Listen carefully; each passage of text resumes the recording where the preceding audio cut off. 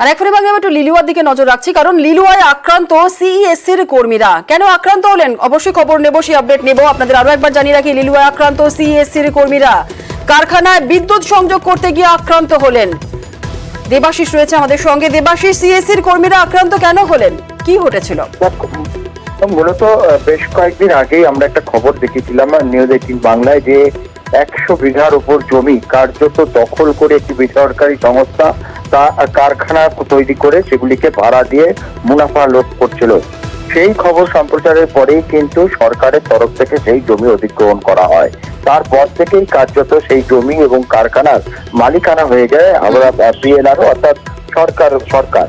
এখানে হঠাৎ করে গতকাল রাতে যেই সংস্থার বিরুদ্ধে আগেও অভিযোগ উঠেছিল, সেই সংস্থার বিরুদ্ধে অভিযোগ সেখানে নতুন করে একটি কারখানা তৈরি করে সেখানে সিএসসির মাধ্যমে বিদ্যুৎ সংযোগ দেওয়া হচ্ছিল। তারপরেই কিন্তু সেখানকার স্থানীয় মানুষজন একটা রুখে দাঁড়ায়, দীর্ঘক্ষণ সিএসসি কর্মীদের সেখানে আটকে রাখে, মারধর করার অভিযোগ ওঠে এবং পরবর্তীকালে লিলুয়া থানার পুলিশ দিয়ে সিএসসি কর্মীদের উদ্ধার করে নেয়। একেবারে ধন্যবাদ দেবাশিস।